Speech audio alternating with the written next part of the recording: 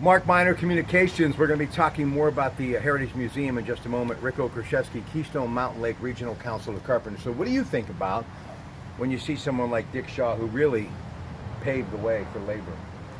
Well, I'll tell you what, Rob, it really humbles you. It does. Whenever you think that you've seen things and you've been places and you've had something to do with the work for the region, and then you meet a man of that stature, it really, really brings you down and lets you realize where it all began. You know, very humble, has always been that way. And I remember holding court with him, Jimmy Manganiello, Vince Diagardi, Jim Harper, going to the barbershop, didn't even need a haircut, would sit there in between many jobs and spend an hour actually not talking. And for me to do that, it has, well, there's so much about life. But the thing that always amazed me about Dick Shaw is just how humble he is. And I think you need to, because, you know, he's been out of the game for a little while. And for young entrepreneurs and people who are in college right now hoping to be the next CEO or chairman of the board, this guy, the real deal. Well, he started out as a assistant personnel director for Mike Baker Jr. Inc. back in the 50s. Developed a head for finance, and so worked his way into positions of the company's financial side, and worked his way up into the presidency. And then when the Baker family talk, he did convince the employees to roll their pensions over into an ESOP. And so it became an employee-owned company, and it started a rebound and 3 more times. My little inner circle. Which is pretty amazing. It is amazing. My closest memory of hearing about Dick Shaw before I actually knew him, Skip Holman, one gentleman who worked there for many years. My dear friend Joe Hogan, at one time third in command at GE, ran the medical division, now doing amazing work out in California with a dental company as their CEO. And the thing that people have always said about him, humble, but just really a hard worker, and it was always about the employees. And to be able to convince someone, and Rick, you know how hard you guys with the Keystone Mountain Lake Regional Council of Carpenters work on creating wealth and pension for people, and even their own health care. They put it all together for their employees. For him to be able to convince them to do that, and that's one of the reasons why Michael Baker International, maybe the only reason, they're still a viable commodity today. I'll tell you, if we could find that formula and can it, I think we've an awful lot of success in this country, more success than we already have. Because that's the thing that we're looking for every day. We're looking for, how do you inspire people to become so dedicated to a company, and how do you have one man lead that? And you know, that's just an inspiring story. And for our region, it's a wonderful, wonderful thing. Speaking of inspiring stories, when you get the bigwig at Shell to come here and visit the community college, that tells you that they're all in. And you were just there teaching a class. I'm very proud of President Chris Wray and the folks there and what they do and why they're such a big part of this economic future. Why were you there?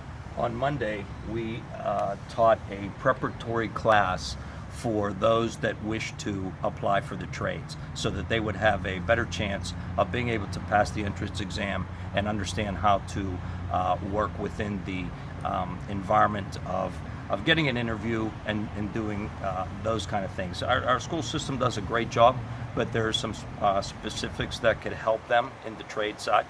And I was really taken back because I thought I was going to get to meet the CEO of Shell, and I thought he was going to pop into the classroom and, you know, listen to some of my wisdom that I think I have.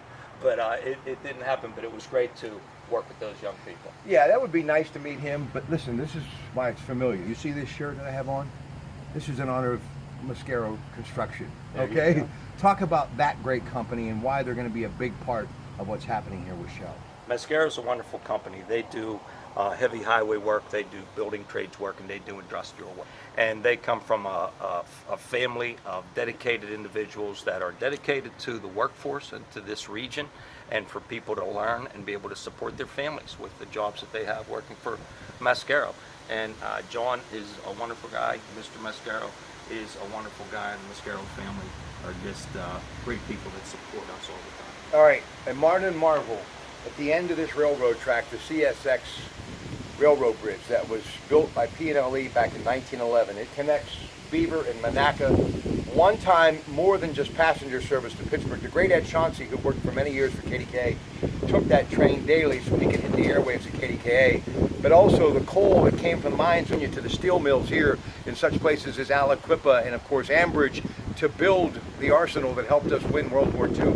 A lot of history here. And because of the Keystone Mountain Lake Regional Council of Carpenters, we'll be talking a lot about community, when they join us and others because of their sponsorship. We're going to be broadcasting at the beautiful John Adeline Park. It's Alaire Park at the brand new pavilion coming up with Mario Leone and others on 4th of July, noon to 3 as I'm in for my good friend Mike Pintek. So you don't want to miss that. But before we talk to him more about the labor force and how this is going to sell more McDonald's hamburgers than we have seen probably ever in Beaver because of those great union workers, you've been here your whole life, and who's someone that is in the business of communicating, communicate to the folks out there why this petrochemical plant is so much that we're all banking on it, and I think it's actually going to pay big dividends, Mark.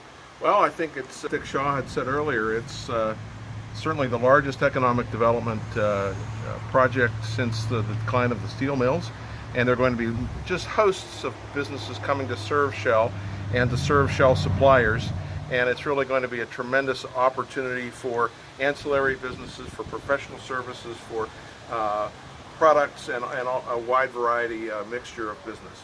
Very articulate. That's, I think, spot on. Now, talk about the labor impact, the workforce, spending money outside of just going to that location that they're going to be working at for many years. What these labor, this wonderful union, this carpenters union, is going to bring to Beaver County. When you think of the thought of employing 6,000 tradespeople in one site at one time, building one facility, it's almost it's hard to imagine how to coordinate all that and do that. And what that's going to do is it's going to lay the groundwork to have the trades replenish their workforce.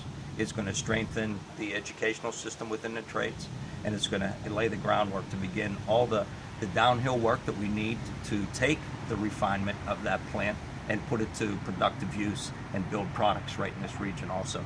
And we're really looking forward to that, and we think we're seeing the resurgence of industry and labor. Looking for a few good young men and women. Tell them how they can become a part of your great union. You can apply for the Carpenters Apprenticeship Program coming to our training center on the 376 corridor, and it's every Wednesday.